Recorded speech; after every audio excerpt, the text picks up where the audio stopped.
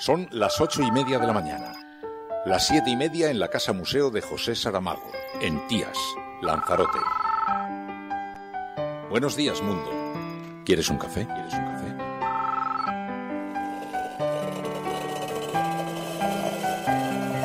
La Cafetera. Dirige Fernando Berlín. Con María Navarro.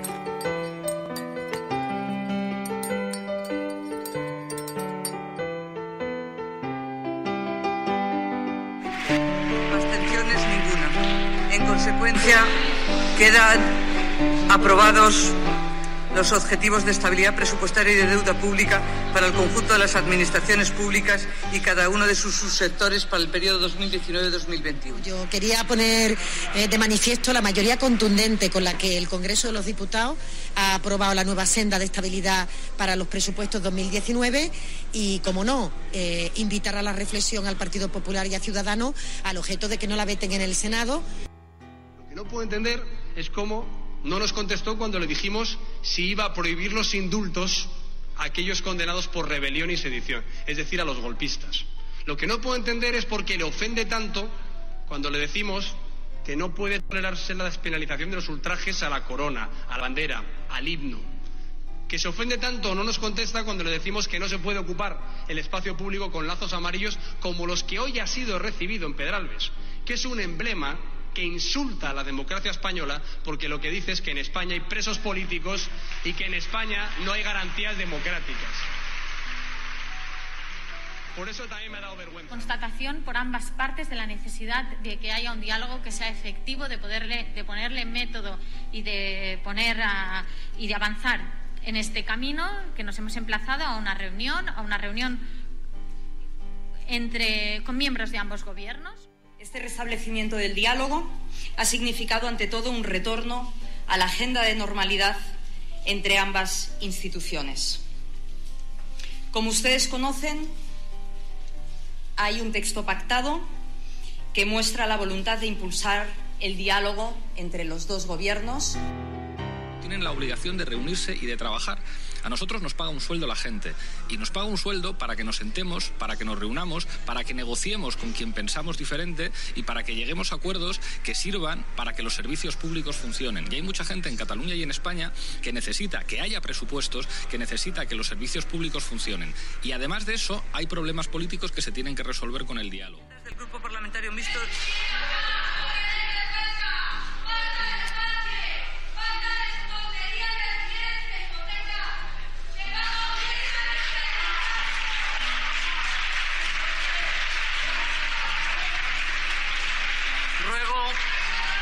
Ruego a los servicios de la Cámara desalojen la tribuna.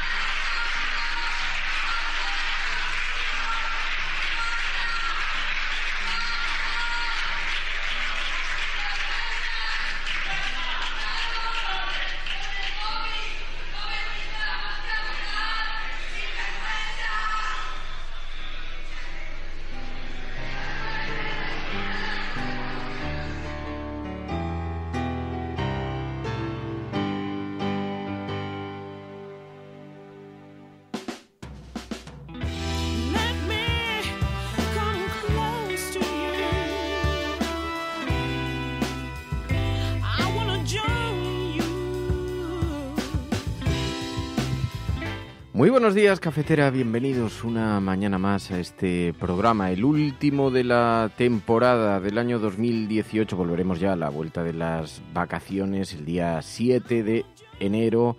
Aquí son 2 semanas por delante para que descanséis un poquito de nosotros y volveremos con energías renovadas porque ha sido un año, estábamos haciendo el repaso, que lo vamos a hacer como ejercicio hoy durante el programa, de todo lo que ha dado de sí este año 2018.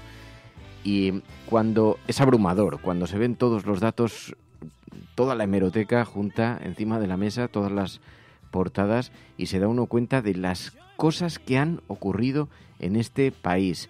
Hemos tenido desde, ¿os acordáis? Cristina Cifuentes, las cremas, fue este mismo año.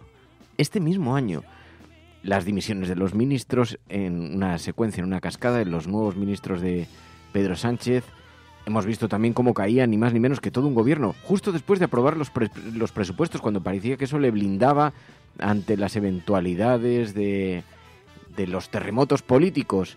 Y vimos caer a Mariano Rajoy. Hemos visto desde el caso Gürtel hasta las tensiones derivadas de las relaciones con Cataluña. En fin, ha sido un año realmente trepidante en términos informativos y también para la gente, que notamos que estáis con un agotamiento. Bueno, llegan las vacaciones que van a requerir, como podéis imaginar, de una extraordinaria dosis de paciencia, porque, entre otras cosas, se introducen nuevos elementos para las discusiones familiares de estas fiestas. Buenos días, mundo. ¿Quieres un café? María Navarro, muy buenos días. Muy buenos días. Es que el repaso es demoledor, ¿eh? Es demoledor. La cantidad de cosas que han pasado. Sí, buenas y malas, además. Yo creo que pasar del 8M a cerrar el año con Vox, pues ha sido un año de bastantes contrastes y bueno, que merece la pena repasarlo para bien y para mal, para luego encarar con energía 2019. Pues luego lo vamos a hacer, hoy es viernes, además hablaremos de la prensa internacional, la manera también nos va a acompañar Pilar, se quedará también al resumen del año para que podamos ver la manera en la que enfocaron los medios de comunicación internacionales algunos de los grandes temas informativos españoles. Hablaremos también de lo que estos días está reseñando la prensa internacional, tocaremos la película Intocable, porque hoy es la película elegida en nuestro videoforum para ser repasada. Muy buenos días, cafeteros, dice Daviriete, Xavi, buenos días, Mar Blasco, Ángel, Manel Fuentes, buenos días, Silvi, Sbroker, Edi, buenos días, Edi J. Muscus, Ismael, Pedro, Virginia, Viviana, un montón de amigos que se incorporan a esta hora. Buenos días, Villasur, Silvi. Por cierto, Villasur, seguimos dando cuenta de la miel que nos hiciste llegar, que sepas que es el tarro de miel más aprovechado, más rechupeteado de la historia de los tarros de la miel. Sí, una cosa pero maravillosa esa miel que nos hiciste llegar y que te agradecemos de verdad de corazón. Bueno, vamos a repasar las portadas de los periódicos ahora a continuación, pero os pedimos que utilicéis un hashtag que hemos elegido hoy para el programa. Almohadilla, la cafetera 2018, un año de. La cafetera 2018, un año de. ¿De qué ha sido este año? ¿Cómo podríais titular este año? ¿Cómo lo titularías tú, María Navarro? Bueno, yo lo titularía como el año de los avances y las involuciones del 8M a Vox. Pero me gusta también una de las definiciones que da Enrique Quesada con el hashtag La Cafetera 2018, un año de mujeres sin silencio a pesar de la ley Mordaza. Bueno, y hablaremos de la película Intocable. ¿Habéis visto la película Intocable? 627-002-002, el WhatsApp del programa. ¿Os ha gustado? Buenos días, Resistencia. Es sobre todo la historia de una amistad y es lo que tiene de más bonito esta película. Me encanta esa escena que está con el otro amigo Philip y le dice: me trata sin ninguna piedad. Es una película maravillosa, realmente muy recomendable, y si no la habéis visto, hoy vamos a hacer un pequeño repaso de esa misma película. Tampoco se destripa gran cosa porque no es que tenga un spoiler así que se pueda, pero es verdaderamente una película tierna, amable, fácil de ver. Si no la habéis visto, es francamente recomendable. Esperamos que la veáis. Bueno, 627-002-002, la película Intocable. Dice Pedro, no he tenido tiempo de verla, no pasa nada. Yo la vi hace un montón de tiempo y ahora con motivo de esto pues he tenido la oportunidad de volverla a ver y la verdad es que es eso, es muy tierna. Una película tierna. Yo creo que es una película que está muy bien para cerrar el año, ¿no? Pero poniéndome así un poco moñas, me gusta mucho el mensaje que envía Carmen Quintana, porque es verdad que hay que hablar del año que dejamos 2018, pero bueno, también caben mensajes tan cariñosos como el que nos envía Carmen Quintana, que dice: buenos días, resistentes, hoy solo quiero decir gracias por esta compañía cada mañana, por fomentar el pensamiento libre, por hacernos mejores personas. Gracias Fernando, gracias María, y a todas, no estáis solas. A pesar del pesimismo, la vida es maravillosa. No, muchísimas gracias a ti, Carmen, muchísimas gracias a vosotras, muchísimas gracias a la audiencia de La Cafetera, que no solamente sirven de compañía cada día, cada mañana a este programa, sino también de terapia, porque nos ayudáis mucho. Bueno, qué bien, dice Marta, me acabo de levantar, qué gusto las vacaciones, o sea que ya algunas personas estáis de vacaciones. Qué suerte también. Bueno, ya queda poquito. Repasamos las portadas de los periódicos y seguimos aquí en la cafetera, seguimos charlando. Sí, hay que ver las portadas, pero hay que mirarlas con el espíritu que nos caracteriza.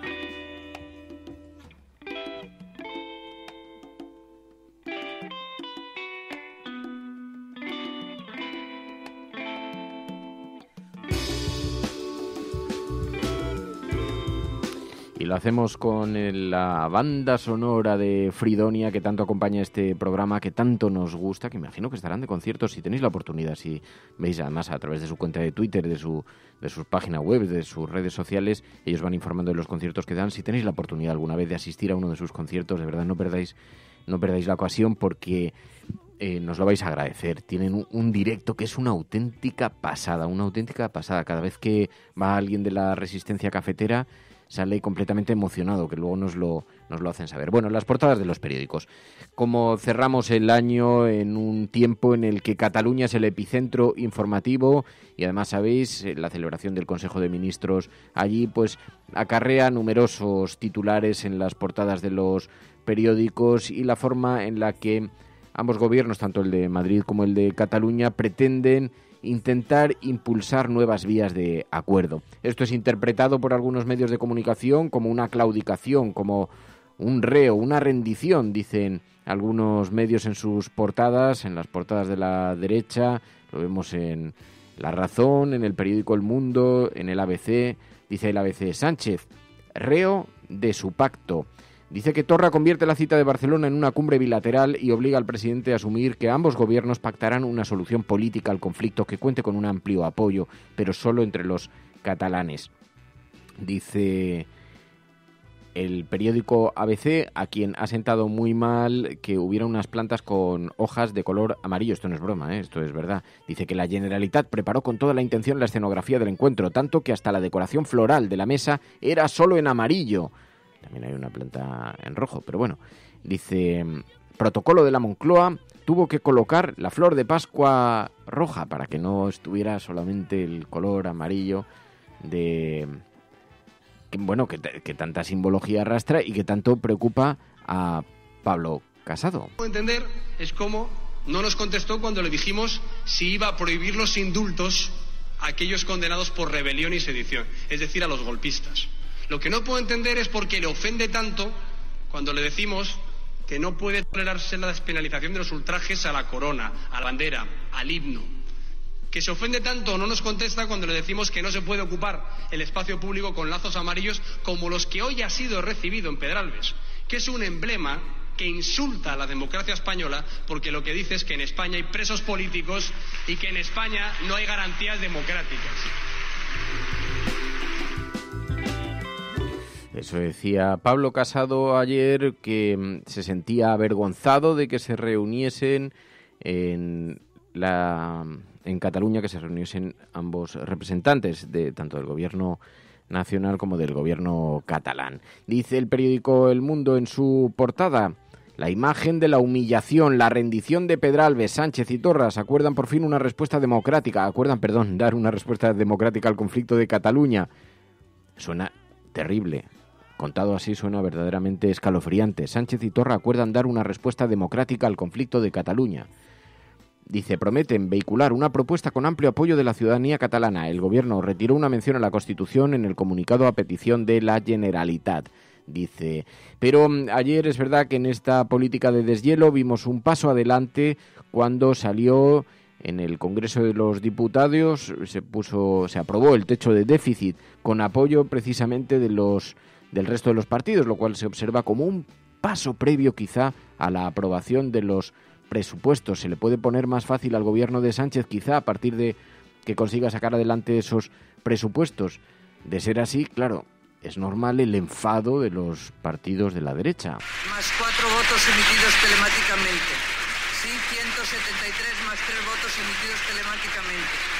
No, 167 más un voto emitido telemáticamente. Abstenciones ninguna. En consecuencia, quedan aprobados los objetivos de estabilidad presupuestaria y de deuda pública para el conjunto de las administraciones públicas y cada uno de sus...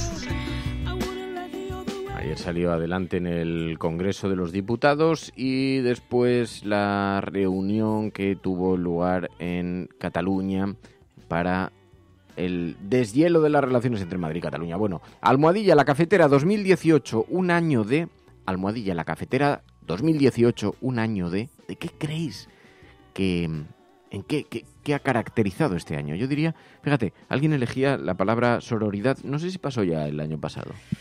Igual empezó a asomar, pero este año desde luego ha sido, digamos, la palabra que más ha concentrado el debate público, además de Cataluña, que como siempre pues lo llena todo. Bueno, de hecho, en el acto que estuvimos sobre los personajes femeninos en la obra de Saramago, que estuvimos en la Feria del Libro, hablábamos precisamente de eso, ¿no? De esa sororidad.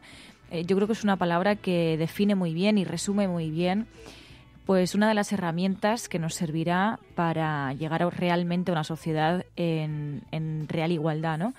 Tenemos que estar las mujeres en continua sintonía, en sororidad, para conseguir llegar a ese cambio. Yo creo que vamos por el buen camino, pero queda mucho por andar. Bueno, Almohadilla la Cafetera 2018, un año de, dice Enrique, calidez, verdad, amargura acercadas, dice, acercadas por Emilio Silva en la cafetera, dice Graznando, dice, bueno, más allá de flores y anécdotas, lo fundamental es el diálogo y el tender puentes para la convivencia, ya lo decía el Quijote, ladran, luego cabalgamos, dice Graznando.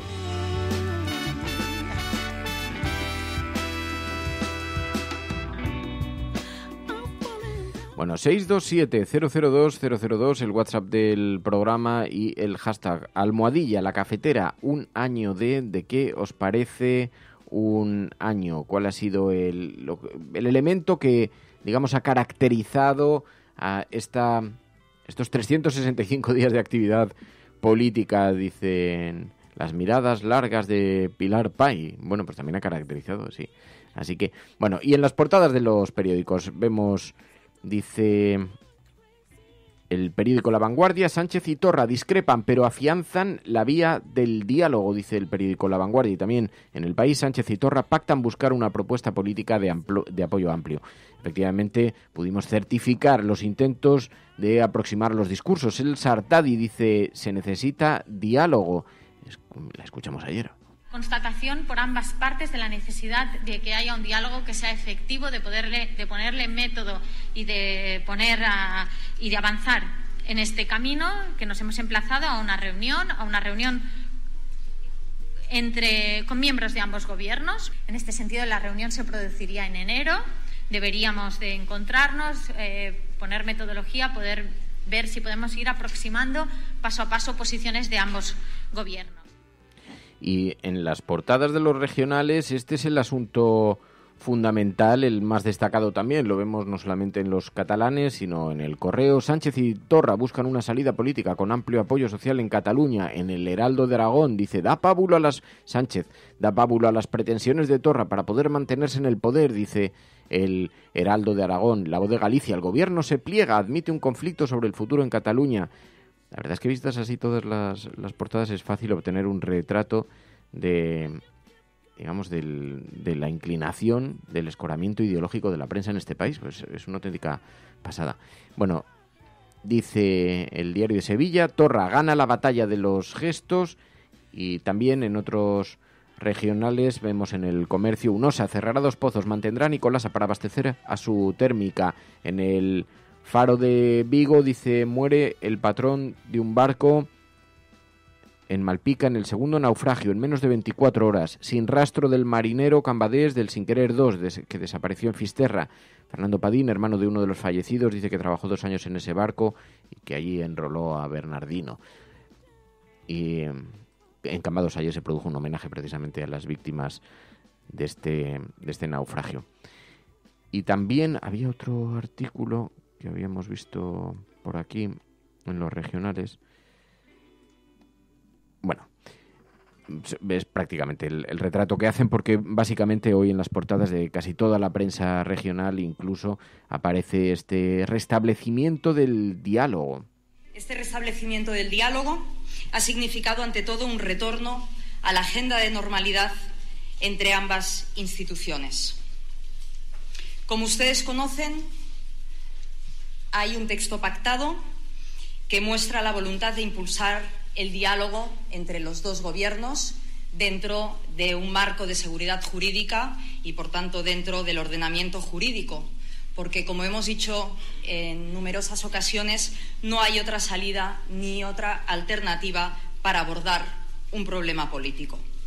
El Gobierno de España, también lo he dicho muchas veces, mira de frente el problema de Cataluña, sabiendo que es uno de los principales problemas políticos que tenemos en nuestro país, y por eso venimos a Barcelona también a celebrar este Consejo de Ministros y para atender sobre todo a todos y todas las ciudadanas y ciudadanos de esta comunidad autónoma.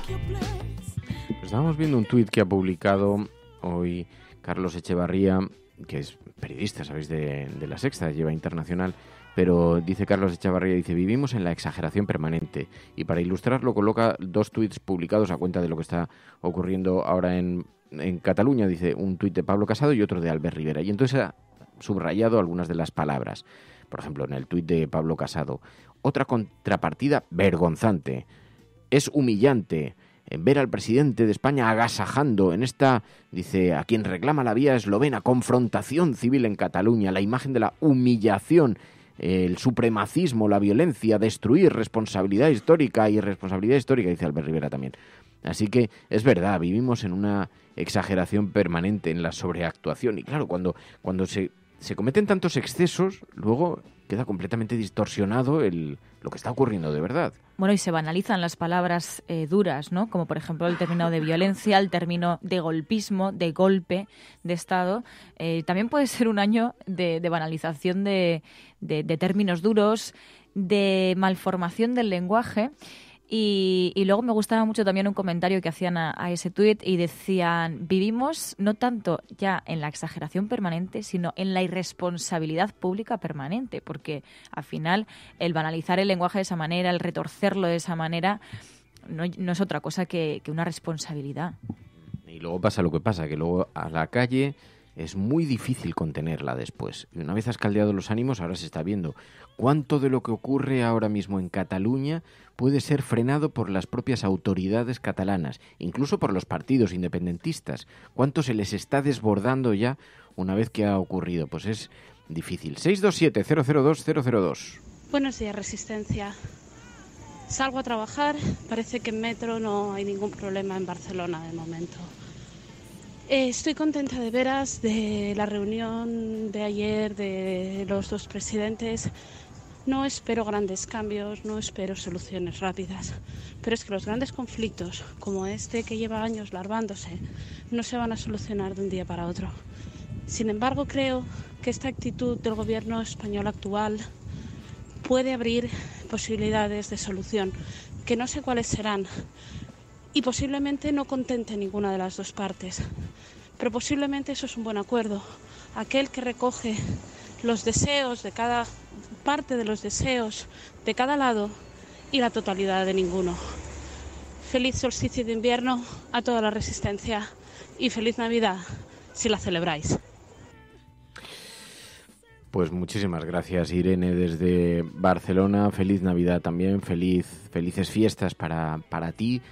Y en efecto no queda más que acoger con una cierta, pues, digamos, con un cierto, no sé cómo calificarlo, pero desde luego no es una mala noticia que los gobiernos de la Comunidad de Cataluña se reúna el gobierno con el gobierno nacional. No es ninguna mala noticia y sobre todo forma parte de lo habitual, de lo rutinario, de lo que debiera ser la normalidad. Tienen la obligación de reunirse y de trabajar.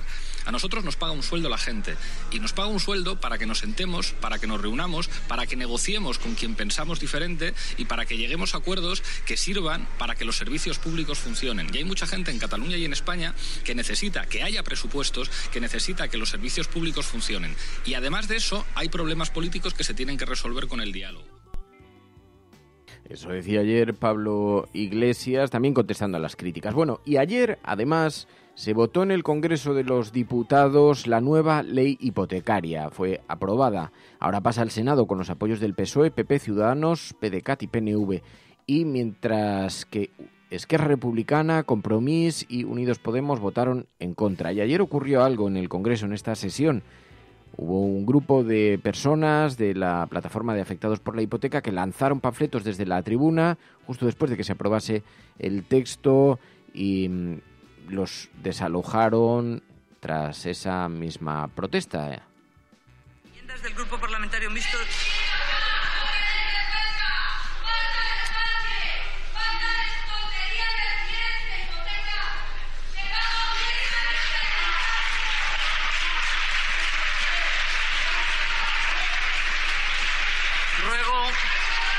Ruego a los servicios de la Cámara desalojen la tribuna.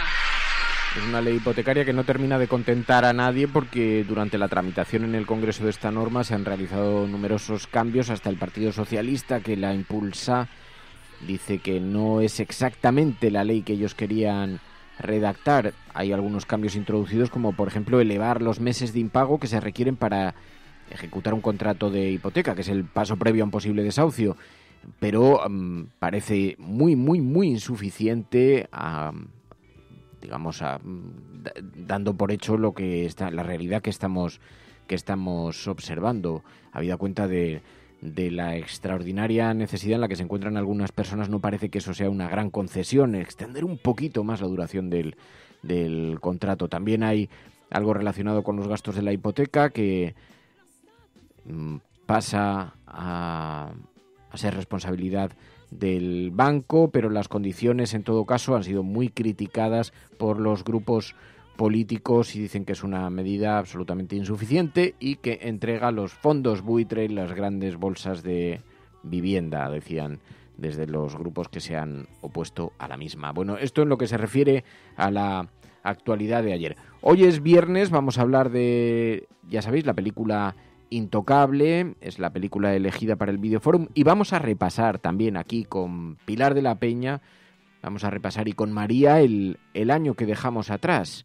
este 2018, a través del cual hemos visto tantas y tantos acontecimientos de actualidad. Pero como es viernes, los viernes ya sabéis que son el día de este gran ejercicio colectivo del Videoforum. Buenos días, Resistencia.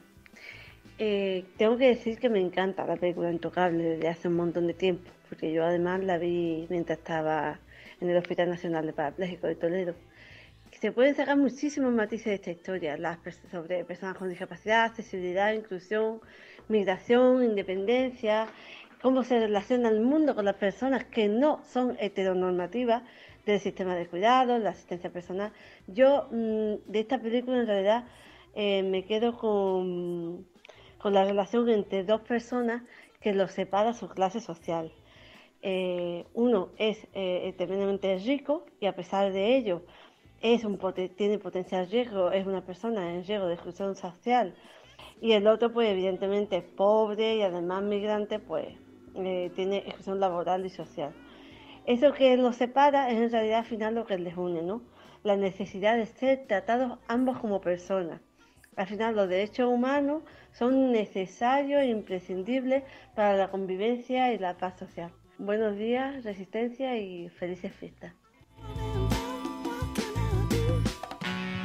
Muchísimas gracias, Belisa, y felices fiestas también para ti. Y en efecto, ese es exactamente el retrato que hace la película. Bueno, sí, preguntan, ¿estamos en directo? Estamos en directo. Y dice Perro Sánchez, pues sí, aquí estamos de la mano, unidos con la audiencia cafetera, que además muchos están pasando por el chat. Dice Enfermero Salesa, solo paso para saludar, para desearos que disfrutéis muchísimo las fiestas que vienen ahora por delante. Bueno, prensa internacional. Podrán decir todos los periódicos del mundo lo que quieran. Secessionist parties in Catalonia have wasted no time following the reconvening. Vamos a esta hora con información de último minuto. A esta hora en España, el ex vicepresidente del gobierno... En España finaliza el recuento de votos en los comicios municipales y autonómicos con una participación del... En las últimas semanas hemos podido comprobar cómo los medios de comunicación internacionales... Imagínense cualquier lector de la prensa extranjera que descubre que al que se propone para el Banco Mundial... A Spanish nurse who helped treat 2 Ebola victims in Madrid has tested positive for the disease herself. Spain announced that a nurse is the latest to be diagnosed. Y aunque hoy el programa pues tiene un perfil muy atípico, dado que es el último antes de las vacaciones, pero es verdad que es viernes y los viernes repasamos con Pilar de la Peña, la prensa internacional. Pilar de la Peña, muy buenos días. Hola, buenos días. Que además te voy a pedir que te quedes ya con nosotros porque tenemos que hablar también de la película Intocable, que la has visto. Sí, claro. Pues vamos a hablar de la película y también vamos a hacer un repaso informativo a lo que ha dado de sí este año, porque son tantas cosas cada vez que miramos atrás y observamos en el archivo, en la hemeroteca, la cantidad de cosas que han ocurrido desde Cristina Cifuentes, el vídeo de las cremas, es que ya parece de otra época. Que yo... La moción de censura, sí, la verdad es que este año Cataluña, ha sido el 1 de octubre, intenso. todo, es que ha sido intensísimo, así que, bueno, vamos a hacer un pequeño repaso, no muy profundo, pero simplemente aquellas cosas que nos parezcan más simbólicas y que se presten a los comentarios y al recuerdo. Pero en materia de prensa internacional, analizamos cada semana cómo afectan, cómo recogen los medios internacionales noticias relacionadas con nuestro país. Y hemos visto, por ejemplo, que, claro, la crisis catalana sigue siendo extraordinariamente protagonista, más en estas horas. Pero vemos que ha habido algún perfil interesante, ¿no? Sí, es decir, muchos medios están pendientes del juicio a los líderes del proceso. De hecho, Euronews, por ejemplo, hablaba del proceso del año en España. La mayoría de los medios, es verdad que no con la misma intensidad que en meses anteriores, pero están bastante pendientes de este caso. Por ejemplo, la BBC también ha entrevistado a Carmen Forcadell, el Financial Times a Puigdemont. Es verdad que hay en el ambiente se palpa la preocupación o, digamos, el interés y el foco puesto en lo que puede pasar. Aunque quizá uno de los artículos que a mí más me ha llamado la atención es un editorial que publicó Le Temps, que es un diario suizo, que de hecho es el mismo diario que entrevistó a Ana Gabriel al poco de huir de España la política de la CUP. En este caso era un editorial en el que hablaba un poquito del proceso. El titular era bastante llamativo porque decía Cataluña, el proceso que España no puede ganar. Y hablaba un poquito de cómo la situación política había cambiado, cómo la crisis catalana había, en el fondo, contribuido decisivamente al auge de Vox y a esa especie de lo llamaban el patriotismo sin complejos que ha resurgido en España. Pero con respecto a Cataluña, decía que este juicio a los líderes del proceso claramente era un proceso que España no podía ganar, al menos en términos de imagen, y que enseñaba y reivindicaba o mostraba cómo al final la crisis catalana sigue sin estar resuelta y va a seguir estando en el ojo del huracán. No con la misma virulencia con la que lo estuvo en el año 2017, pero auguraban que va a seguir siendo un tema de tensión y un tema de enfrentamiento en la política española. Que también ha sido un asunto que se ha relacionado con el ascenso de Vox, ¿no? Y la posición de Vox y la proyección pública que le ha dado. Muchísimo, sí, es verdad que de hecho este mismo artículo lo mezcla, ¿no? Lo vincula, es decir, y luego otro que me llama mucho la atención de esta semana es de Der Spiegel, el influyente semanario alemán, que además también utilizaba un titular así bastante llamativo para hablar de Vox, que era los bárbaros de Sevilla, un poco haciendo un juego de palabras con el tema del barbero de Sevilla y con el hecho de que Vox hubiera tenido este auge en Andalucía. Intentaban profundizar y analizaban el fenómeno. Era un artículo de su corresponsal aquí en España, de Helene Zuber, que lleva además muchos años, y señalaba esto, la preocupación que existe fuera de España por esta situación, que España se veía hasta ahora como un país bastante inmune a la extrema derecha y claramente este resultado electoral indicaba que ya no era el caso y que estaba ahí, ¿no? En este sentido hablaba de un poco de cómo había que tener cuidado. Parecía que las lecciones de la historia se estaban olvidando. Con respecto a Vox, lo ubicaban claramente como un partido de extrema derecha pero señalaban que a diferencia del fenómeno que sí existe en Europa, del auge de distintos tipos y distintos políticos de ultraderecha, en el caso de España el fenómeno Vox y el fenómeno Abascal tenía bastante que ver también con la crisis catalana. Es algo que se vincula desde fuera, con el hecho de que determinados votantes de Vox se hubieran sentido agredidos en su identidad por el hecho de las reivindicaciones de los independentistas. Pero sobre todo existe esto, la preocupación desde fuera de hacia dónde puede ir la política española con la influencia de Vox, porque esto es algo que también destacaba, por ejemplo, el artículo de Der Spiegel. En este caso hablaba de la más que probabilidad de que Vox termine, si no entrando, al menos apoyando el gobierno andaluz. Y señalaba que esto era un peligro porque iba a aumentar la influencia de Vox, y en concreto también señalaba que podía ser bastante dañino y bastante peligroso para Albert Rivera y para Ciudadanos, ¿no? Que perdían un poco, digamos, esa posición de centro con la que habían conseguido una posición muy fuerte en la política española, y que en este caso concreto pactar o depender de Vox podía tener un efecto bastante malo para ellos. Y luego estamos viendo también otras noticias que terminan en la prensa internacional, en las páginas, la reacción social al asesinato de Laura Luelmo, la respuesta que ha tenido, ¿no? Sí, esto la BBC, por ejemplo, es uno de los medios que más lo ha destacado, sobre todo el hecho de que fuera un nuevo caso que vuelve a poner en el foco la violencia contra las mujeres. En el artículo daban un poco los datos o los detalles del asesinato de Laura Luelmo, pero sobre todo se centraban en la reacción, la ira, la polémica que había suscitado, la reacción de muchas mujeres en Twitter, digamos la indignación ante un nuevo caso de violencia machista. Recordaban que este año también se ha producido la sentencia contra la manada. Se destaca eso, ¿no? Como de nuevo la violencia contra las mujeres, que muchos activistas denuncian que sigue bastante enraizada en la sociedad española, había vuelto a tener una cara, y cómo desde España se seguía luchando, se seguía reivindicando cambios o digamos una acción para terminar con ello. Y hemos visto también en otra materia completamente diferente que se habla de la memoria histórica. La memoria histórica siempre ocupa muchísimo interés en la prensa internacional, y han puesto el foco en Emilio Silva, precisamente. Nada menos que diciéndole en el titular que es el hombre que quiere acabar con Franco.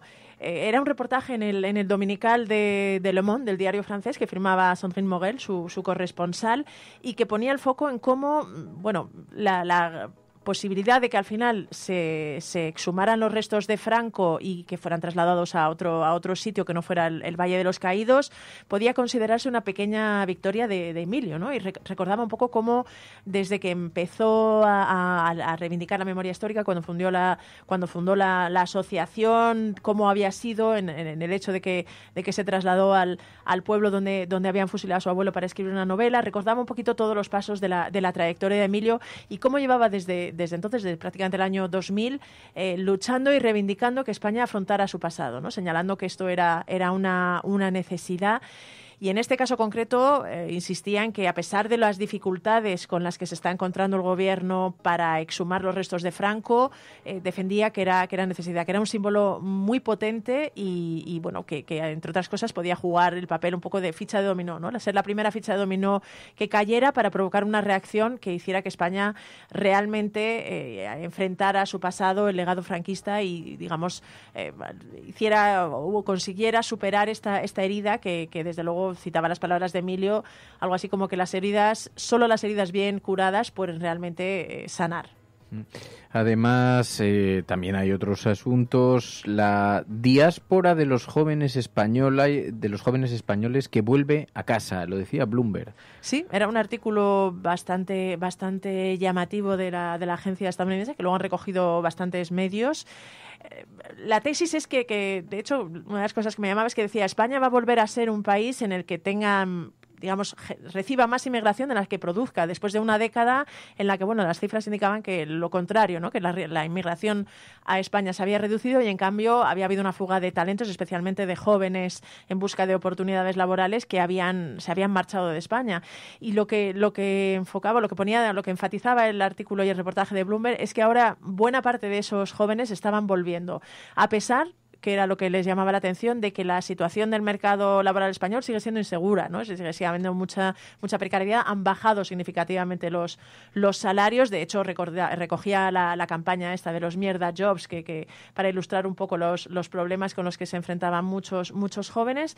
Pero ponía de relieve esto, que pese a todo esto, es verdad que estaban volviendo muchos de los jóvenes talentos. Mencionaba, de hecho, también el Banco Santander, que estaba apoyando una serie de empresas de inteligencia artificial y de ciberseguridad, estaba dando ciertas oportunidades, y destacaba que esta situación se estaba produciendo, y ya os digo, al punto que decía que España iba a volver a estar al menos prácticamente siendo pues a nivel cero, ¿no? Con más o menos con el mismo número de inmigrantes que emigrantes. Y en otras informaciones no relacionadas con nuestro país, lo que ha tenido en los últimos días más atenta a la prensa internacional ha sido el Brexit, la posición de Theresa May, la debilidad de Theresa May. Sí, los problemas que sigue teniendo la primera ministra británica en el Parlamento. Ha sido una semana de muchísimo revuelo, mucha tensión. Es verdad que sigue estando en el ojo del huracán. Digamos, los laboristas la tienen en el punto de mira. Ella se ha defendido. Ha habido incluso acusaciones a Jeremy Corbyn de haberla llamado mujer estúpida. Hay muchísima tensión. Es verdad que estamos a 100 días del Brexit, que es una cosa que la prensa internacional también ha resaltado, y cada vez pues se vuelve a hablar más, o se contempla la posibilidad de que realmente el Brexit pueda ser sin un acuerdo. Es verdad que todos los medios intentan detallar y intentan señalar todas las implicaciones que supondrían, aunque es verdad que también empieza a haber cada vez más voces, digamos, autorizadas que plantean la necesidad de que se replantee el referéndum. Incluso Tony Blair fue entrevistado, me parece que era en Sky News, y reivindicaba diciendo, yo creo que si desde el Reino Unido lanzáramos el mensaje de que nos queremos quedar, la Unión Europea encontraría acomodo. Se vuelve a hablar del segundo referéndum. Es cierto que muchos medios indican que el problema de un segundo referéndum sería la fractura social que crearía, pero dada la magnitud del impacto que puede tener la salida de Reino Unido, se está volviendo a hablar. Es verdad que hay muchísima incertidumbre en todos los campos y en todos los sentidos, pero la prensa internacional no deja de hablar de ello, de los problemas de Theresa May y de qué puede pasar con el Brexit. Así que seguiremos hablando de ello el año que viene, seguro. Pues esto en lo que se refiere a la prensa internacional, pero hoy es viernes y aunque es el último programa antes de las vacaciones, vamos a hacer el repaso al Videoforum, ese gran ejercicio colectivo de la cafetera, con la película Intocable. Te quedas con nosotros. Me quedo.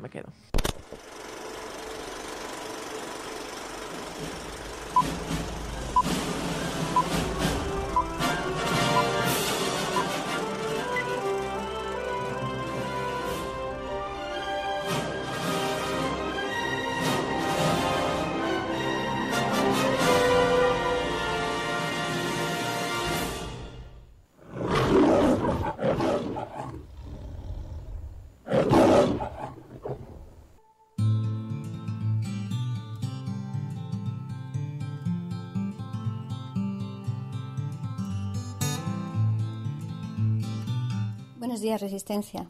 Sobre la película Intocable, decir que es una comedia muy divertida, muy dinámica, que además trata dos temas muy trágicos. Una es la minusvalía de uno de sus protagonistas y la otra, la marginación social que sufre el otro protagonista, que además el director elige un hombre de color cuando creo que en realidad era un hombre blanco.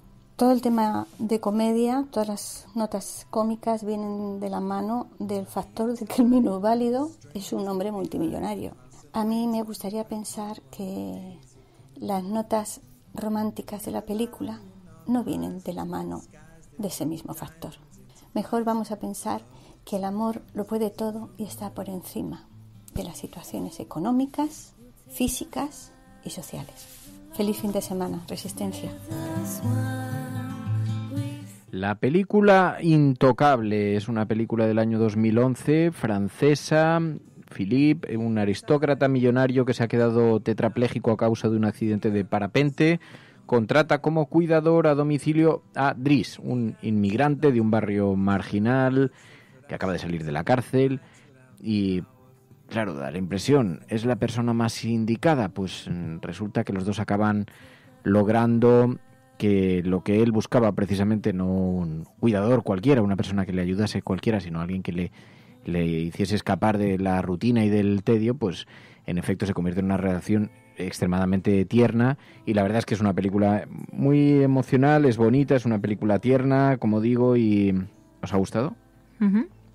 Yo la había visto y sí, yo creo que lo bueno de la película es que la persona que le cuida, Dries, yo creo que lo que hace es tratarle como una persona al uso.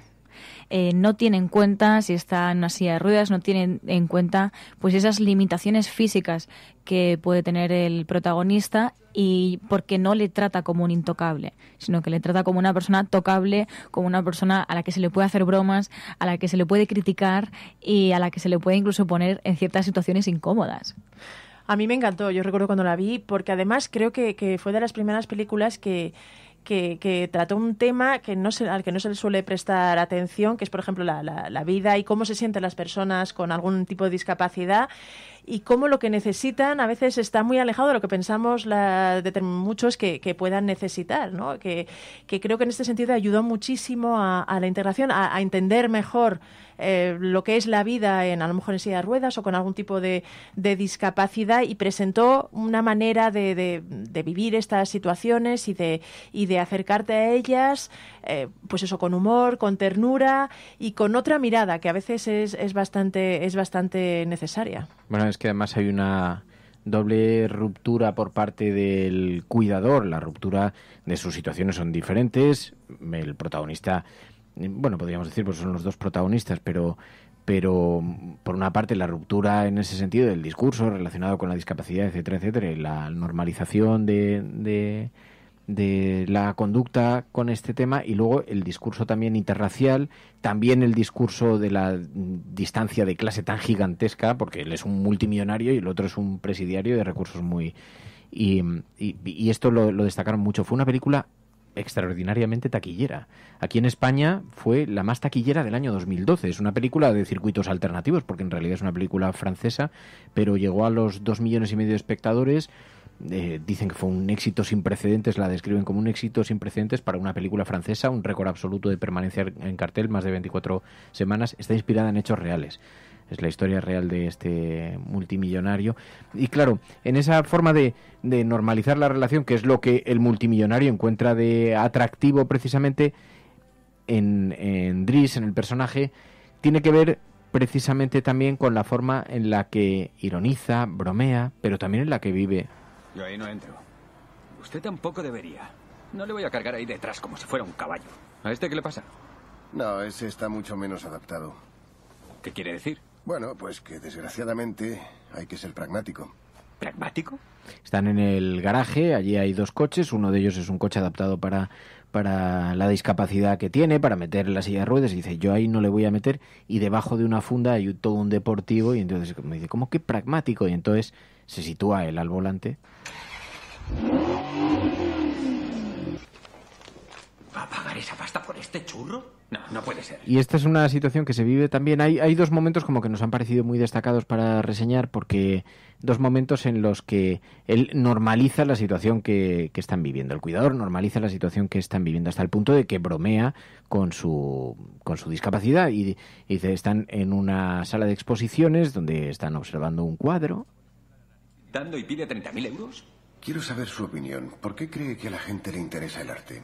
Yo qué sé, es un negocio. No, porque es la única huella de nuestro paso por la Tierra. Menuda chorrada. Yo en un trapo por 50 euros le dejo la huella de mi paso por la Tierra. Yo hasta le pongo color azul de regalo. Déjese de tonterías y deme chocolate. No. ¿Que me dé chocolate? No hay brazos, no hay chocolate. Es un chiste. Estoy de coña. ¿Era un chiste? Claro que sí. No, era broma. ¿A que tengo gracia? Sí, mucha gracia. Es conocido. No hay brazos, no hay chocolate, pero usted...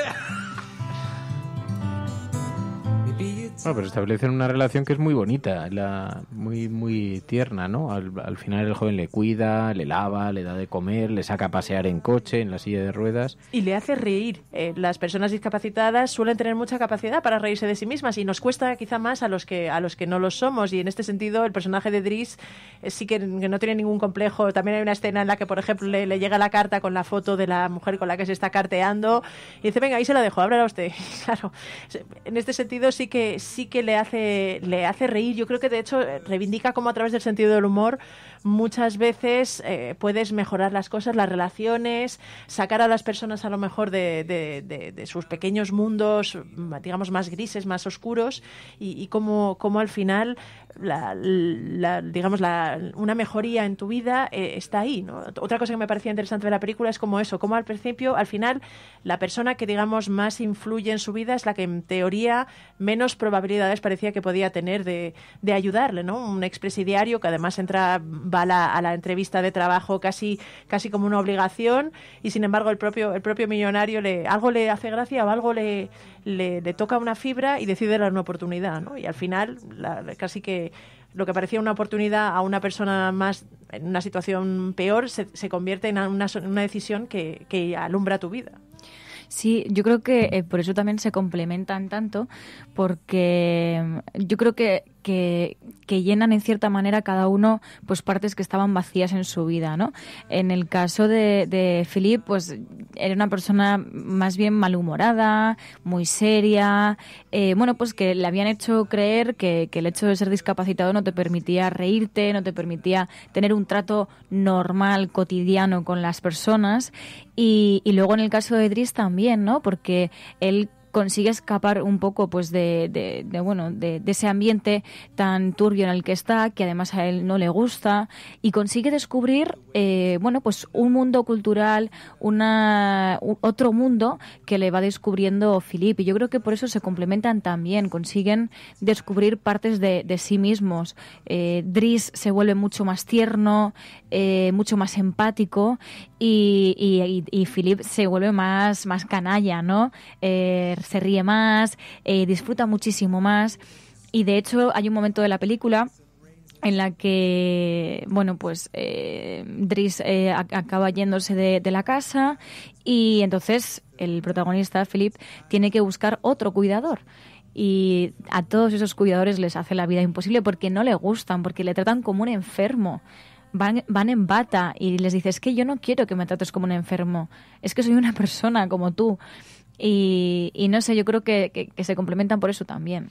Me gusta mucho, es una película muy vitalista, y que además apela también al sentido del humor ante la vida, ante las dificultades, y hace esa llamada al optimismo, a estar siempre tratando de disfrutar cada minuto de la vida, un poco a gamberra, incluso con una actitud un poquito a gamberra, hasta en dificultades tan tremendas como las que él describe un día que su vida se dio la vuelta y que se encontró en una silla de ruedas.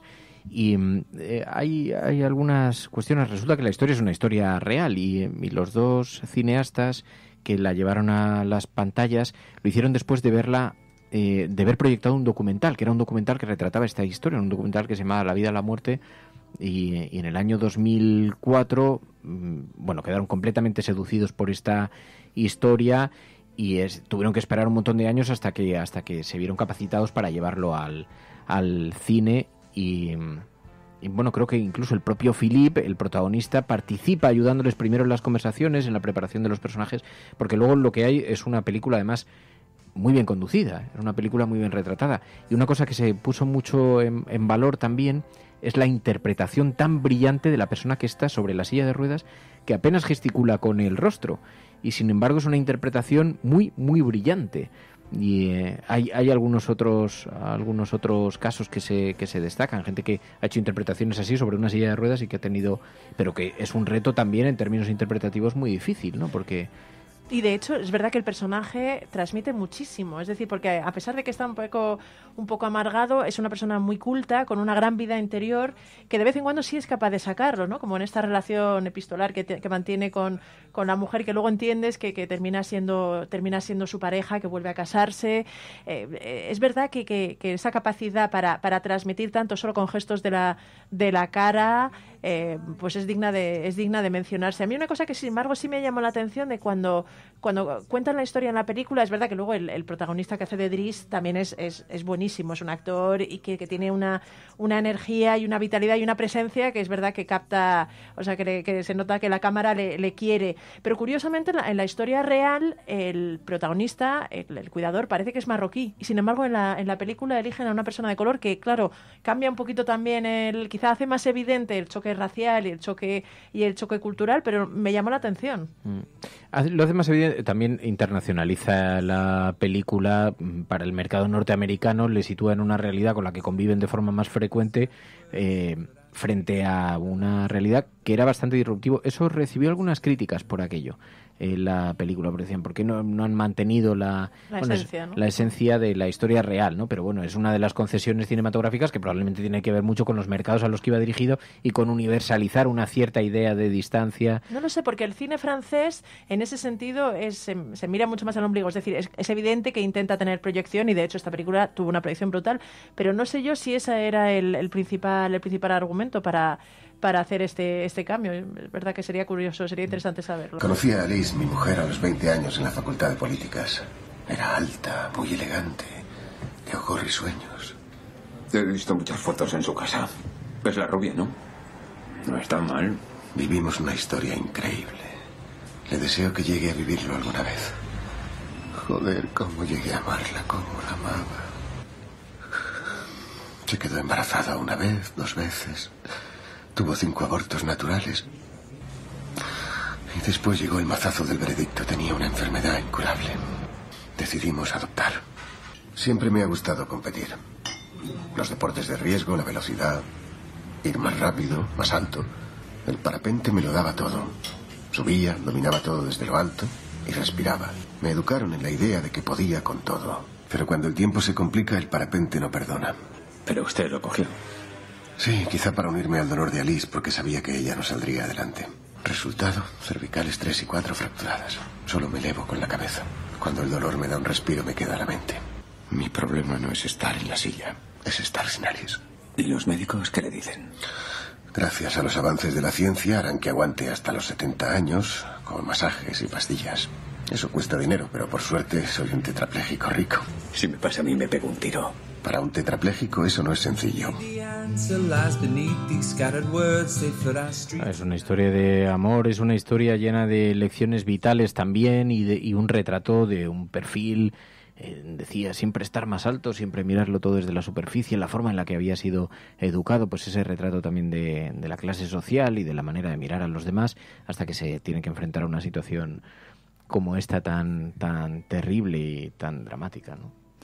Sí, pero luego también vemos que así como tiene ciertos miedos, ¿no? Philippe tiene miedos por ejemplo, a conocer a esa mujer con la que se intercambia una serie de cartas, no se atreve a decirle que él es discapacitado, pero sin embargo no tiene otros miedos, como por ejemplo él termina en una silla de ruedas, termina parapléjico por hacer parapente.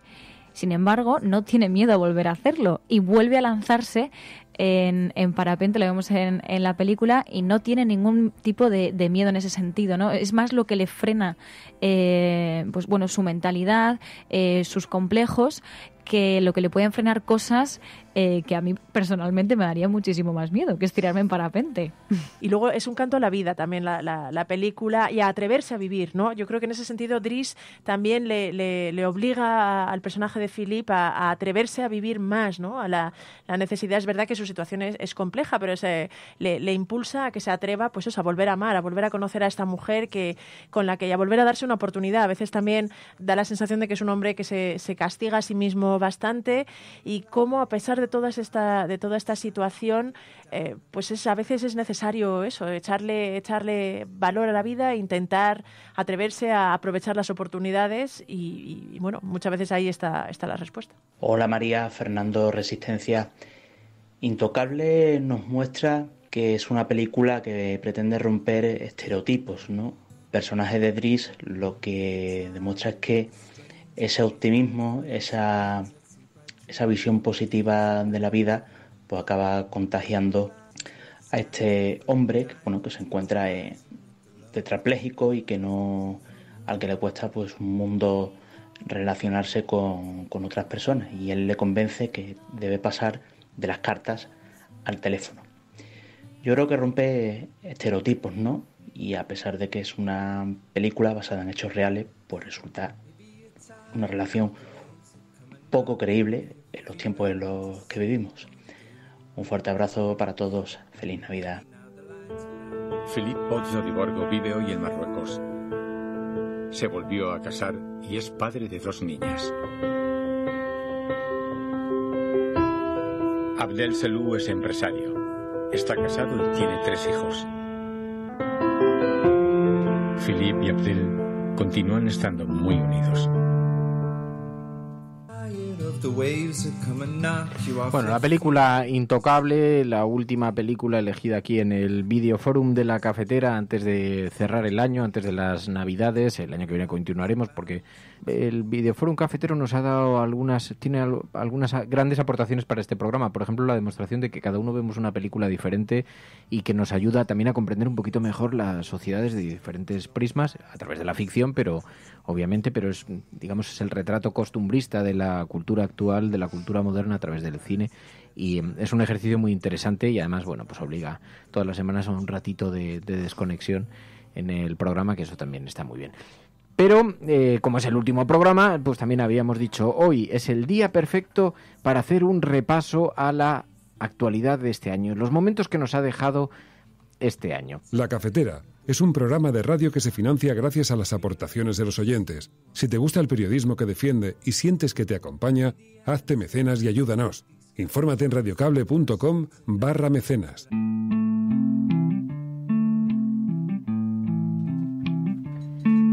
2018, qué año que se nos va, que se nos marcha. Bueno, no se marcha. No me voy, me quedo, me voy a quedar, voy a seguir siendo vuestra presidenta. La verdad es que, hombre, no se trata de hacer escarnio porque hay un montón de dimisiones interesantes para repasar desde las dimisiones. Sí, pero este vídeo fue demoledor. Porque además fue en el mismo mes cuando dimitió. Por tanto, es que la hemeroteca la arrasó. Sí, decían que lo había hecho a espaldas de sus asesores, de su jefa de prensa. Su jefa de prensa es muy conocida en los ámbitos madrileños, en la corte madrileña. Además, es una persona muy reputada. Siempre ha sido, dicen que fue la gran artífice de la figura política de Gallardón, así en términos públicos y dicen que lo hizo a espaldas de ella. Eso no se sabe, porque desde luego ese vídeo pasará a la historia, ese y el que apareció después. Hombre, a toro pasado es muy fácil ver, sobre todo yo creo que lo que revela es que realmente era completamente ajena a lo que luego ha sido. No sé si ha sido la tormenta perfecta lo que se ha cernido sobre Cristina Cifuentes, pero sabiendo después todo lo que ha ido pasando, este vídeo queda especial ridícula, ¿no? Queda especialmente en situación ridícula, porque parece que realmente no se ha enterado de nada de lo que estaba pasando, de nada de lo que había alrededor. Había tomado una decisión que pensaba anunciar el día 2 de mayo, después de la realización de los actos institucionales, pero que como consecuencia de las publicaciones de hoy he decidido adelantar, que es anunciarles mi renuncia a ser presidenta de la Comunidad de Madrid. Claro, porque luego vino la dimisión posterior. Y es que lo decíamos ayer, María ha preparado estos audios, ha recuperado todos estos audios que hemos emitido a lo largo del año. Decíamos, ¿cuántas cosas han pasado? La dimisión de Cifuentes, el vídeo que parecía sacado de una grotesca cámara oculta o de un programa de humor en el que se descubre a la presidenta de la Comunidad de Madrid robando unas cremas en un centro comercial, en la sala del guardia jurado, abriendo el bolso y mostrando cuántas cosas que es que la actualidad nos ha ido dando. Cada semana nos daba una sorpresa. Y luego también yo recuerdo cuando salió el vídeo que pensábamos, ¿cómo se va a interpretar esto fuera de España? Porque, claro, creo recordar que los titulares eran muy rocambolescos. Y claro, y pensábamos, ¿cómo van a titularlo? La presidenta de una comunidad autónoma en España robando una crema. Es que es de película. Acepta primero un máster regalado, después participa de alguna manera, directa o indirectamente, eso ya lo dirán los tribunales, de la confección de toda la teoría y de todas las supuestas pruebas que avalaban que hubiera hecho ese máster, pero lo que se la lleva por delante es la irrupción de un vídeo que aparece en los medios digitales, un vídeo en el que se le veía robando unas cremas. Sí, además es que lo que decías, cómo lo ha recogido. La verdad es que buscando recordaba que realmente salió en todos los grandes medios y muchos de los grandes medios reprodujeron el vídeo, ¿no? En este sentido, es verdad que el hecho de que fuera una presidenta de una comunidad autonómica no tuvo tanto impacto como el hecho de que se hablaba de ello como posible, de ella como posible sucesora de Mariano Rajoy, ¿no? Esto era una de las cosas que más recordaba la prensa internacional y que terminaba dimitiendo por haber robado, por el vídeo de un robo en un supermercado. El escándalo de Cifuentes en general, o sea, todo el tema del máster, tardó un poquito en saltar a los medios, pero luego ya sí que lo cogieron con mucha Pero lo llevaron prácticamente todos los medios, un montón de medios de comunicación del mundo, ¿no? Sí, la BBC, el Washington Post, The Guardian, Le Monde, prácticamente Euronews, todos los grandes medios se hicieron eco. La presidenta de una comunidad autónoma, de una región de España, que, bueno, es un cargo que visto desde Estados Unidos, pues es un cargo relativamente pequeño en la globalidad del planeta, pero claro, aquí tuvo pero es que estamos hablando de que es que en solamente 2 meses, claro, nos íbamos topando. Y ahora pienso que ha llegado el momento de poner el punto final a esta etapa. El Partido Popular ha de seguir avanzando y construyendo su historia de servicio a los españoles bajo el liderazgo de otra persona. Es lo mejor. La dimisión de Mariano Rajoy después de la moción de censura, otro gran golpe de actualidad. En la que se ausentó, hay que recordar ese escaño del bolso de Soraya Sáenz de Santamaría al que se tuvieron que dirigir algunos diputados a lo largo de la moción de censura, porque él estaba en un restaurante, pero sí, en 2018 fue el fin de la cita de Mariano Rajoy y no somos conscientes de todo lo que ha pasado en un año hasta que lo recopilamos. Pues y sí, es que solo en dimisiones, porque tenemos un montón de carpetas, o sea, porque ha sido el año del 8M, ha sido el año de la moción de censura, ha sido el año del 1 de octubre de Cataluña. Primarias en el Partido Popular. Ha sido el año de los delincuentes de la manada, ha sido el año también de el intento de exhumación de Franco, el anuncio de exhumación, de libertad de expresión, primarias en el PP, como decía María, pero que es que han sido tantos y tantos casos. Lo que pasa es que yo creo que el cambio de gobierno en España quizá fuera es lo que más ha llamado la atención.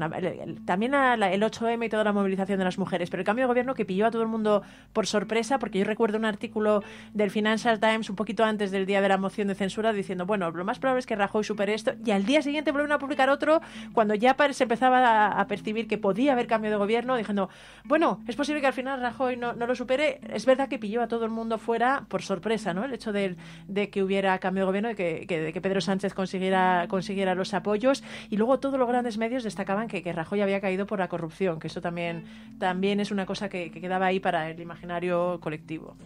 La moción de censura que presenta el Partido Socialista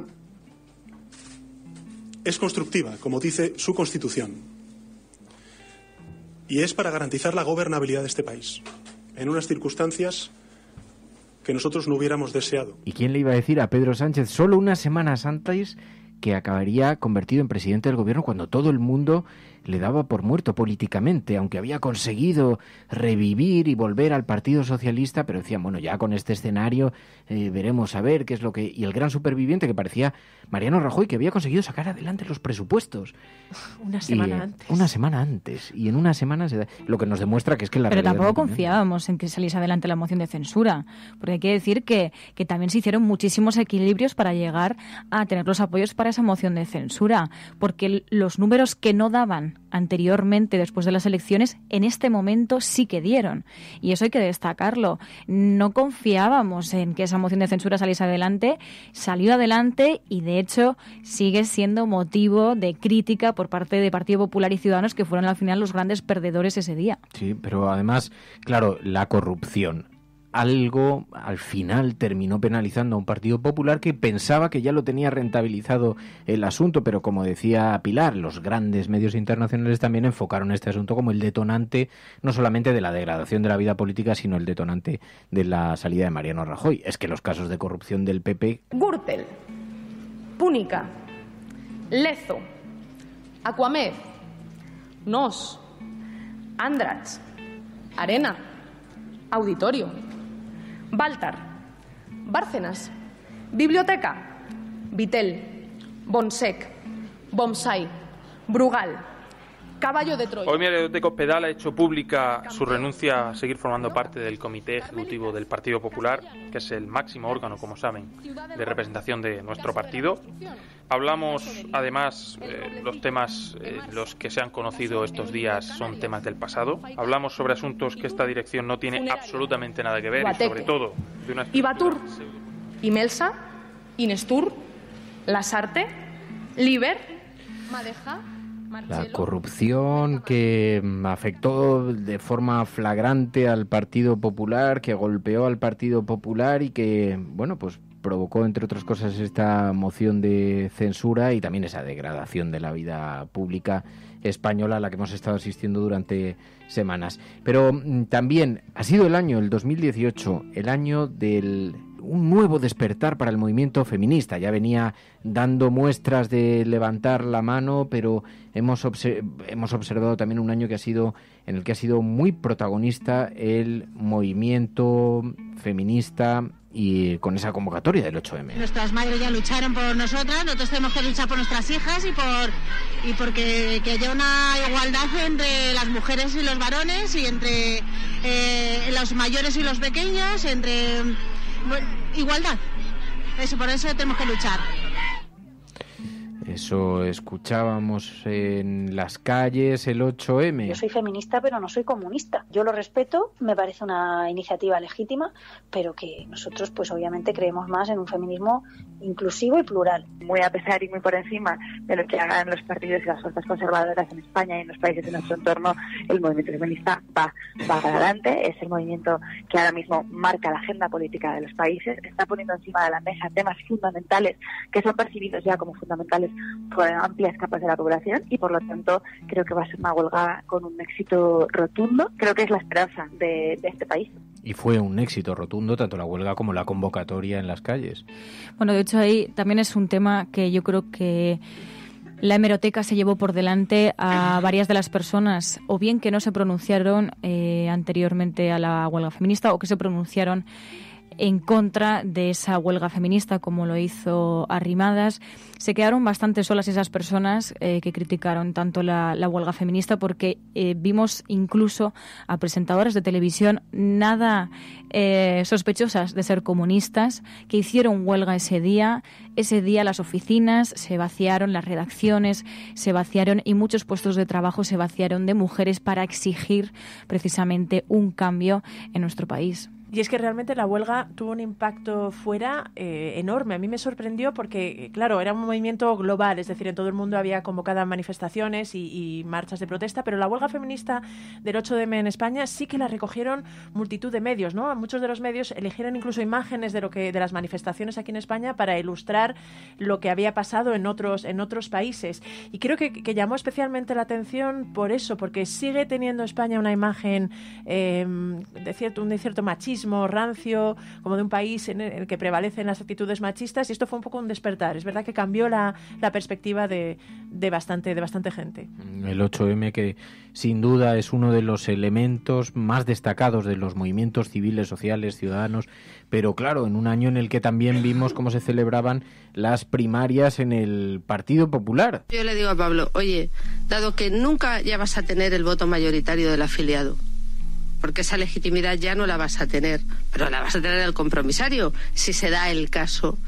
Vayamos a una lista de integración. Después de haber recorrido 20.000 kilómetros y medio, centenar de provincias, creo que vamos a ganar. Yo voy a seguir en política, pase lo que pase. ¿Cómo no vamos a hacer que Soraya, que es una gran política y una gran persona, pueda trabajar con nosotros a partir del próximo sábado? Y no me gustaría contar compromisarios, pero si hay que contarlos, pues los tendremos que contar. Considero de centro derecha, liberal, conservador y a mucha honra. Perdimos 3 millones de votos fundamentalmente por la corrupción. Ha sido una gestión difícil y por supuesto que se cometen errores. Y a toro pasado todo el mundo es muy listo.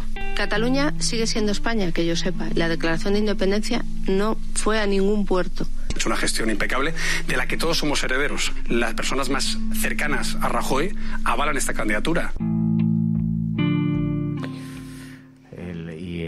Soraya Sáez de Santamaría, después desaparecida también arrollada por la vida política. Entonces, ¿qué seguridad? Se la escuchaba, qué seguridad en sí misma, pero claro, luego la hemeroteca tiene estas... Y tiene gracia eso, ¿no? El poco valor que tienen algunos pronunciamientos políticos, ¿no? Pablo Casado diciendo, ¿cómo no vamos a conseguir que Soraya siga teniendo peso? Y realmente luego la han ninguneado.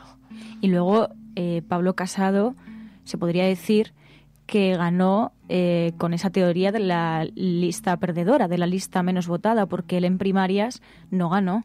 Ganó Soraya Sáez de Santamaría. Luego a él le salvaron los compromisarios. Pero claro, la hemeroteca es tan arrolladora que, bueno, Pablo Casado tendría que revisar esa terminología de la lista de los perdedores, que según él no pueden gobernar o no pueden liderar ciertos movimientos, sobre todo porque ahora también se encuentran, en el caso de Andalucía, con que a pesar de no haber ganado las elecciones, efectivamente la democracia parlamentaria les permite unir apoyos y que gobiernen esa lista de perdedores.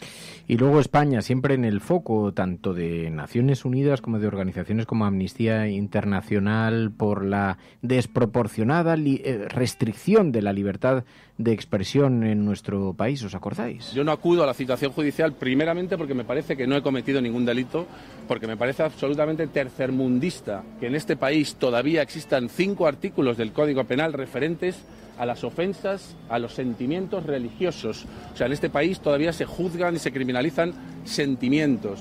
Y en último lugar, porque creo que era necesario y fundamental llevar a cabo un acto de desobediencia civil, que supone que yo voy a acatar cualquier resolución judicial que salga de este juicio, ya sea el archivo o el juicio o la condena, pero es fundamental que se genere un debate en este país. Se ha dicho todo lo que se tenía que decir, hemos discutido mucho sobre los límites del humor, sobre el sketch, sobre si estaba bien, estaba mal, ofendía, no ofendía, pero porque estábamos en el terreno de las opiniones. Ahora estamos frente a un juzgado, ahora entramos en el terreno de la justicia. Y creo que cuando entramos en el terreno de la justicia lo que hay que hacer, lo inteligente es callar y escuchar, que es lo que la justicia tiene que decir. Yo solo diré que como ciudadano de este país estoy algo preocupado, porque estamos llevando a un payaso frente a un juez por hacer su trabajo. Y eso me preocupa mucho por la imagen que da de mi país y de mi bandera. Sí, porque además la imagen del país en esto ha sido también puesta en evidencia por los medios de comunicación internacionales, ¿no? Y ha habido grandes referentes, Times... Sí. The Times, por ejemplo, la BBC, Libération, yo que sé, France Info, muchísimos medios se hicieron eco en concreto del caso de Dani Mateo, pero el Washington Post también se hizo eco del caso de Valtonyc y de Pablo Hasél, de las peticiones de cárcel por cantar, que decía esto, ¿no? Lo ponía entre interrogaciones, a prisión por cantar en España, como esto sorprendiéndose de que esto tuviera lugar. Sí es verdad que ha proyectado una imagen, y la justicia española en general se ha visto muy cuestionada en todo este año por distintas y por todo tipo de sentencias y por todo tipo de casos y de escándalos. El caso de Marchena también con el Consejo General del Poder Judicial, todo esto, pero sí que la libertad de expresión en concreto, desde fuera se ve con cierta preocupación lo que está pasando. Bueno, yo creo que una de las grandes damnificadas de este 2018 efectivamente es la justicia. Ya lo vimos también en el caso de La Manada, que hizo que miles de personas saliesen por todo el país, por grandes ciudades y también incluso pequeñas ciudades de todo el país, para reivindicar el derecho de las mujeres a no ser criminalizadas justamente cuando son víctimas.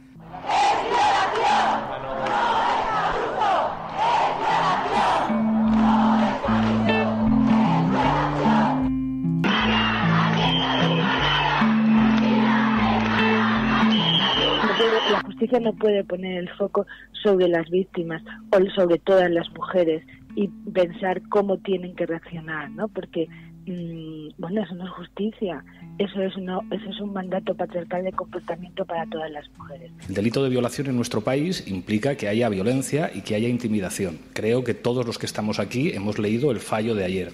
Es inexplicable, a la vista de los hechos probados en el fallo, que no hubiera intimidación y que no hubiera violencia.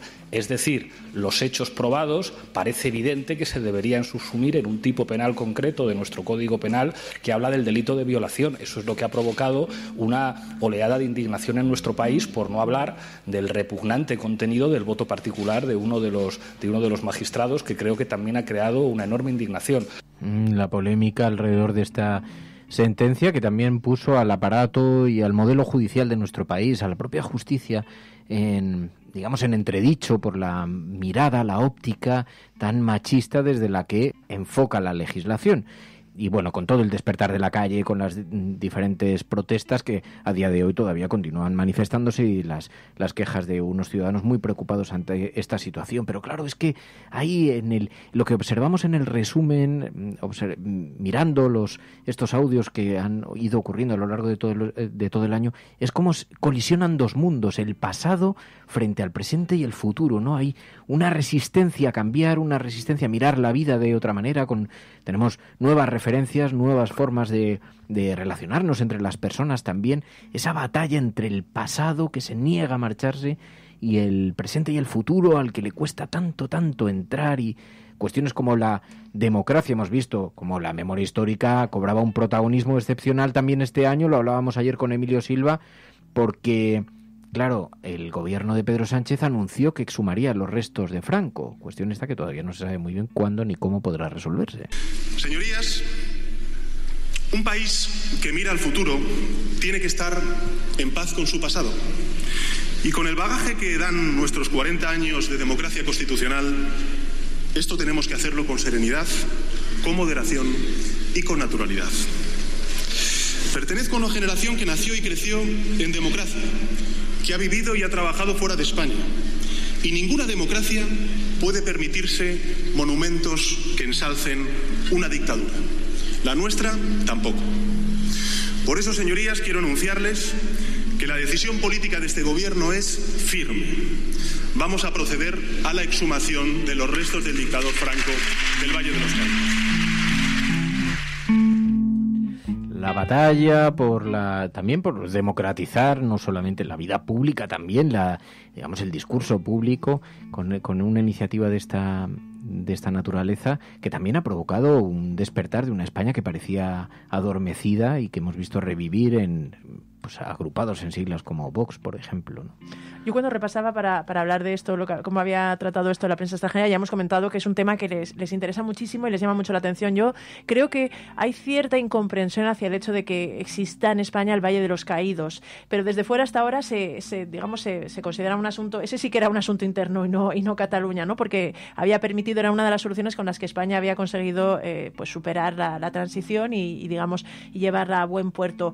Pero cuando se supo que el gobierno iba a trasladar, iba a exhumar los restos de Franco, sí que se podían leer bastantes artículos casi diciendo, bueno, igual ya era hora.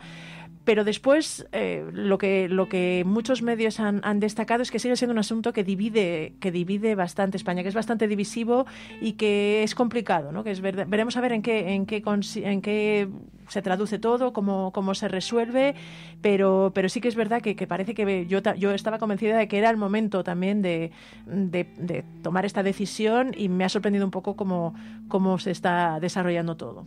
Sobre todo por eso mismo, ¿no? que decías tú, Fernando, porque así como 2018 ha sido el que se puede llamar el año de las mujeres, ¿no? En el sentido de que las mujeres han salido a la calle para reivindicar sus derechos, y parece que poquito a poco vamos avanzando. Sigue habiendo resistencias, incluso una sensación de involución en otras cuestiones, el tema de la libertad de expresión, pero también en el caso del Valle de los Caídos, que parece que ha sido uno de los factores que ha provocado ese auge de Vox. Cuando pensábamos que vivíamos en una sociedad convencida de que vivíamos en democracia y de que teníamos que defender la democracia dejando a un lado la dictadura y condenando la dictadura y condenando a un dictador, parece que hay gente que todavía no lo tiene muy claro. Y se han envalentonado, con este tema del Valle de los Caídos. También se han envalentonado con el caso de Cataluña, y también se han envalentonado con el caso del 8 de marzo, que parece que el feminismo también es una de las cosas que la ultraderecha todavía no entiende. Un diálogo que animo e invito, por ejemplo, al presidente de la Generalitat, al señor Torra, a que venga al Parlamento de España. Lo invito a que venga al Parlamento a defender sus posicionamientos políticos. Lo invito a que venga i també... Avui mateix enviaré una carta al president del govern espanyol emplaçant-lo a reunir-nos el més aviat possible, però no vull tornar a sentir parlar de diàleg si no s'exerceix. Decimos y afirmamos públicamente aquello que en privado ya hemos transmitido al gobierno español, que no vamos a negociar nada si no instan a la Fiscalía. La imagen que vimos el otro día, señores, es propia de España. Unos señores con esteladas, con unos árboles, cortando la principal arteria entre España y Francia. ¿De verdad? ¿Usted como presidente de gobierno no va a hacer nada? ¿Una carta? El 155 es libertad. El 155 es igualdad. El 155 es... Por tanto, ahora que en Cataluña hay cale borroca, hay una batasunización callejera que es intolerable, hay que dejar muy claro que ya hay leyes en vigor que hay que cumplir. Por tanto, a los señores del gobierno, hagan caso a lo que yo decía hace un año y que me ha copiado el señor Paje y Lambán, y aplique la ley de partidos y legalice a los CDR y legalice a RAN. Evidente que el hecho de que el Tribunal Constitucional no sustancie los recursos de amparo que llevan meses y algunos de ellos un año sin ser atendidos por el Tribunal Constitucional, a ellos les sitúa en un desamparo absoluto y en la imposibilidad de acudir a la justicia europea, que es la única justicia donde hoy todos nuestros presos políticos pueden encontrar algún tipo de respuesta, precisamente de respuesta justa. Cataluña también como elemento que cíclicamente además vuelve, se marcha de la actualidad, pero vuelve, ha tenido una enorme presencia en todo caso en los medios de comunicación, tanto nacionales como internacionales, y parece como el elemento central de la convivencia en España. Han pasado muchas otras cosas también, pero es verdad que hay una atención especial a este asunto. Aunque es verdad que da un poco la sensación de que este año la crisis, me parece que era de Economist, lo decía a finales del año pasado, ha pasado de ser aguda a, digamos, a estar, a enquistarse, ¿no? Es decir, es verdad que volvemos a estar en el punto, hace un año quizá estábamos en una situación de muchísima más incertidumbre, ahora digamos que se van dando pasos, la situación está muy lejos de haber sido resuelta, pero sí existe un poco esa sensación, y desde fuera también yo creo que lo ven los medios, que bueno, que está encauzada, no sabe muy bien por dónde va a salir, pero ya no es ese temor por lo que realmente, que llegó un momento que sí que se llegó a temer, yo creo incluso fuera, por el hecho de que pudiera ser real la independencia de Cataluña. Ahora mismo existe la sensación de que bueno, que hay muchos problemas, sigue habiendo una gran confrontación y una gran crisis, pero digamos que estamos en otro punto, y sobre todo que estamos en un punto muerto del que no se consigue salir ni avanzar. Un punto muerto que además yo definiría como tensa calma, ¿no? Que es casi más preocupante que la situación que teníamos hace un año, sobre todo porque vemos ciertos sectores que en vez de llamar a la calma, llaman al incendio. Y veremos cómo termina 2018 y cómo empieza 2019, porque también nos enfrentamos dentro de todo ese tumulto de elecciones que tenemos en 2019, también se suma el juicio a los presos. Así que yo creo que cuando volvamos a hacer un resumen de este tipo, en 2019 seguiremos hablando de Cataluña. No, seguro. Bueno, tenemos por delante, pero a ver, porque lo que ha demostrado la actualidad, ya no en este último año, sino en los últimos tiempos, yo diría casi desde el 11 de septiembre, después del atentado de las Torres Gemelas. Es que todo cambia en este planeta en 24 horas, se dan vuelco. Antes los cambios necesitaban de muchísimo tiempo, pero ahora todo va de una forma tan precipitada que cuestiones, como decíamos antes, es que solo en esta misma conversación volver a hablar de Cristina Cifuentes robando las cremas ya parecía que era de otra época, ¿no? Y te das cuenta de lo vertiginoso que son los tiempos que estamos viviendo. Y en ese sentido, por ejemplo, que no hemos tocado lo de Vox, también es un ejemplo claro de esto. Es decir, una cosa que se consideraba superada, que España no tenía un problema o que no había un fenómeno como este, casi de la noche a la mañana. Es verdad que no ha sido de la noche a la mañana, pero realmente ha llegado mucho más rápido de lo que se podía Sí, pero fíjate, yo me atrevo a hacer un augurio sin que sea demasiado... Cuidado con aquellos que sienten el renacer, el renacer de ciertas posiciones, porque si algo está demostrando este tiempo es que todo cambia a la misma velocidad, para un lado o para el otro. Y hace no tanto tiempo a UPyD se le veía como el partido que venía para quedarse.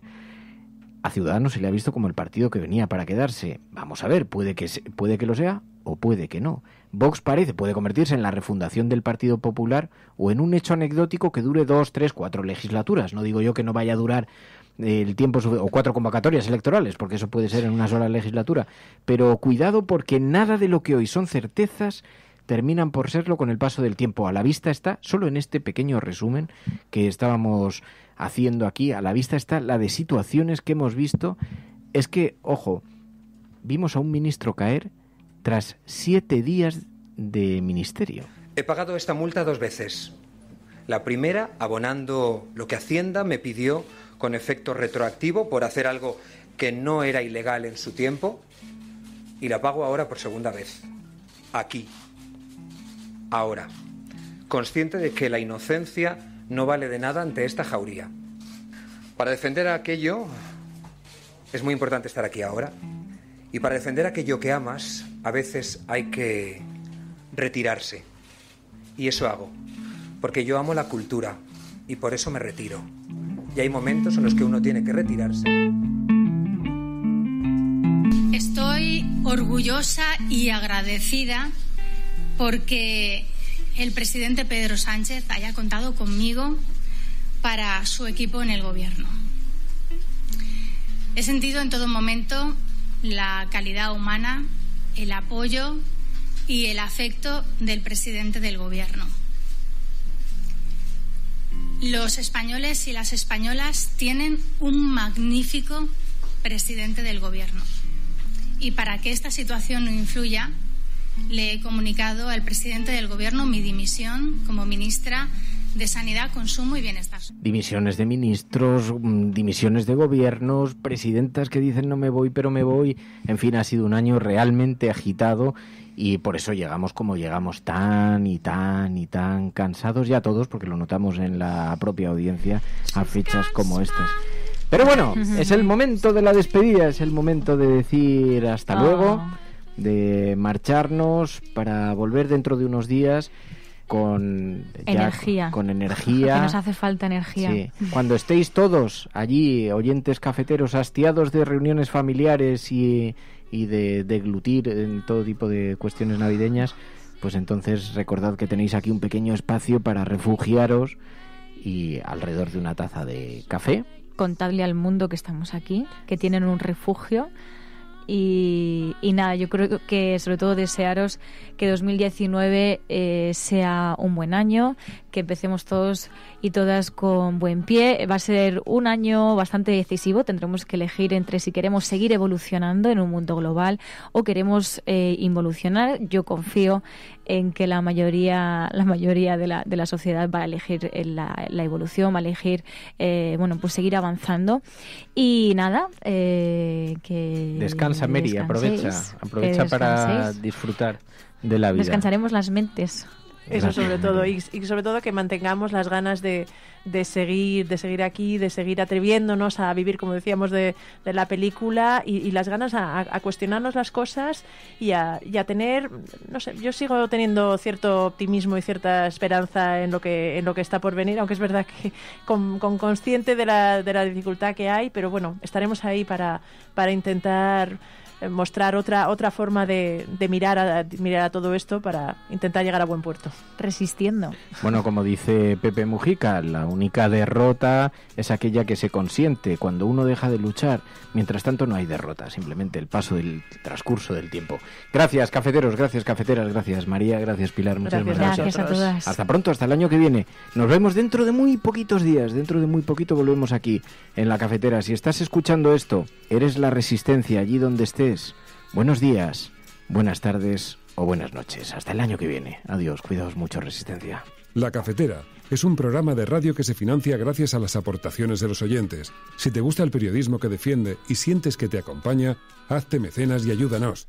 Infórmate en radiocable.com/mecenas.